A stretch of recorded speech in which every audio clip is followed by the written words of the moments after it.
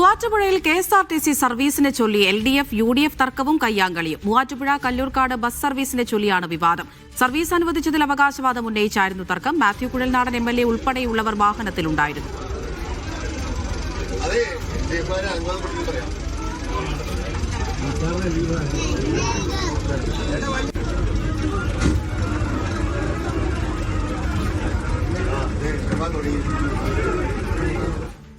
ഒരു ബസിന്റെ ഈ എയർ ഹോൾ അടച്ച് കെട്ടുക എന്ന് പറഞ്ഞാൽ KSRTCക്കാർ തന്നെ പറഞ്ഞു. അപ്പൊ അങ്ങനെ ഒരു സാഹചര്യത്തിൽ ദീർഘമായിട്ട് പോകുന്ന സമയത്ത് അത് ആവശ്യമില്ല എന്ന് പറഞ്ഞതിന്റെ പേരിൽ അവിടെ ഒരു രാഷ്ട്രീയവൽക്കരിക്കാനും ഇത് ആരുടെ നേട്ടമാണെന്ന് ഇതുപോലത്തെ കൊച്ചു കാര്യങ്ങൾക്ക് വേണ്ടി ഇതുപോലുള്ള കടിപിടി കൂട്ടുന്ന അല്ലെങ്കിൽ ഇതുപോലെ നിസ്സാരമായി പ്രവർത്തിക്കുന്ന ആളുകളെ അങ്ങേറ്റം പുച്ഛത്തോടു കൂടി ഇതിനെ കാണത്തുള്ളൂ. ഇതൊന്നും രാഷ്ട്രീയ പ്രവർത്തനമല്ല, ഇതൊന്നും അല്ല രാഷ്ട്രീയ പ്രവർത്തനം. രാഷ്ട്രീയ പ്രവർത്തനം ജനങ്ങളെ സേവിക്കുന്ന, ജനങ്ങളുമായി ബന്ധപ്പെട്ട കാര്യങ്ങൾ ചെയ്യുന്നതിലാണ്. അല്ലാണ്ട് ഇതാണ് രാഷ്ട്രീയം എന്ന് എനിക്ക് തോന്നുന്നില്ല.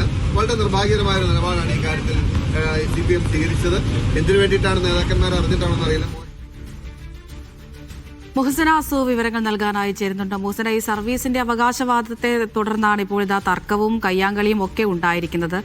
ശരിക്കും ആരാണ് മുഹസന ഈ സർവീസ് അനുവദിച്ചത്? അമൃത സൂചിപ്പിച്ചതുപോലെ തന്നെ ഈ സർവീസ് അനുവദിച്ചതുമായി ബന്ധപ്പെട്ട് നേരത്തെ തന്നെ പല വിവാദങ്ങളും ഉണ്ടായിരുന്നു. ശേഷം ഇന്ന് രാവിലെയാണ് കല്ലൂർക്കാട് വഴി പുതിയ സർവീസ് ആരംഭിച്ചത്. സ്വാഭാവികമായും മാത്യു കുഴൽനാടൻ MLA മണ്ഡലം കൂടിയാണ്. അപ്പോൾ ഇത്തരത്തിൽ സർവീസ് ആരംഭിച്ചത് UDF വലിയ നേട്ടമായി ഉയർത്തി കാണിച്ചിരുന്നു.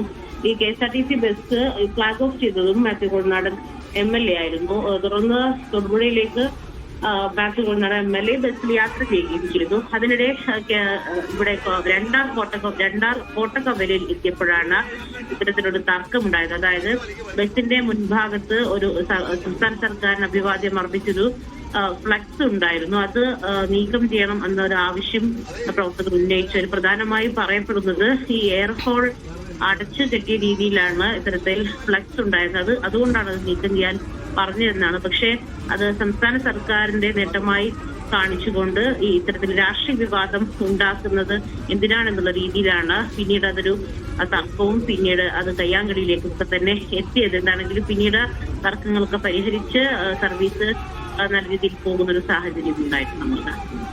ശരി മോഹസന.